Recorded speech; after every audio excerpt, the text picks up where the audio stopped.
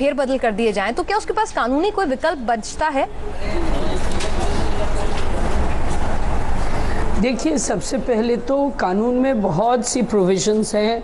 अगर कोई अपने जो कॉन्ट्रैक्ट है या जो उनका एग्रीमेंट हो उसका उल्लंघन करे तो बहुत सी प्रोविजंस हैं। सबसे पहले तो ये प्रोविज़न है कि आप कंज्यूमर प्रोटेक्शन लॉ में जा सकते हैं क्योंकि आप कंज्यूमर हैं। सेकंड, आप कंपटीशन कमीशन में जा सकते हैं। तीसरी बात है, आप सिविल कोर्ट में जा सकते हैं क्योंकि आपके कॉन्ट्रैक्ट का उल्लंघन हुआ है। चौथी बात है कि अगर आपको डिले हो रहा है या प्रोट्रैक्ट कर रहे हैं तो आपके पास सिविल रेमेडी है। और लास्ट है कि आपके पास क्रिमिनल रेमेडी है। अगर कोई चीटिंग करे या ब्रीच ऑफ ट्रस्ट करे तो ये भी है। पर सबसे इम्पॉर्टेंट बात जो आपने कही कि कोई अगर डॉटेड लाइन पे साइन करे और उसको ये भी नहीं मालूम कि वो क्या साइन कर रहा है और वो चुपचाप साइन कर ले और बाद में उसको पता लगे कि ये जो एग्रीमेंट है ये एक तरफी है, तो उसके लिए क्या उपाय है?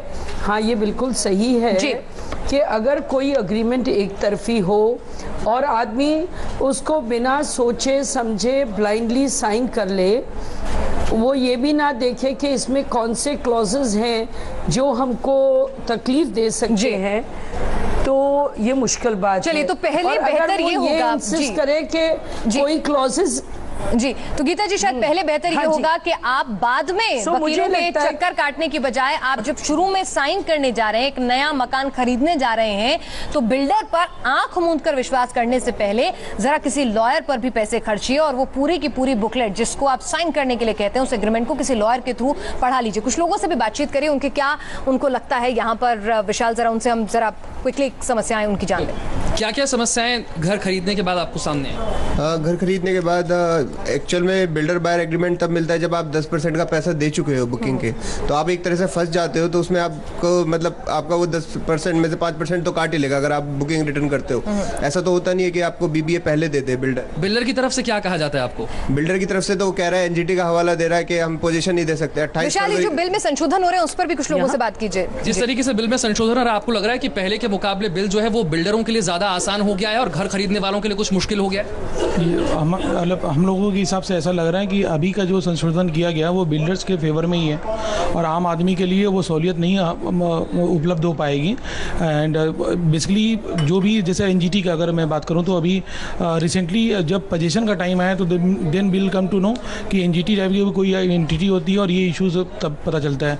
नए बायर्स को एनजीटी के बारे में मतलब कुछ भी न्यूज़ नहीं दी जाती, कोई इन्फॉर्मेशन नहीं दी जाती है। चलिए विशाल, तो दर्द यहाँ हर किसी का है, वक्त की यहाँ पर कमी है, लेकिन हर किसी के पास अपनी समस्याएं हैं और आरोप प्रत्यारोप तो राजनीतिक दलों के पास होते हैं। बिल्डर लॉबी कह रही है कि भाई प्रॉपर्टी मार्केट एकदम घुसा पड़ा है और उसके पास कुछ भी विकल्प नजर नहीं आ रहा है, रास्ता नजर नहीं आ रहा है, वहां पे इतना डाउनफॉल है।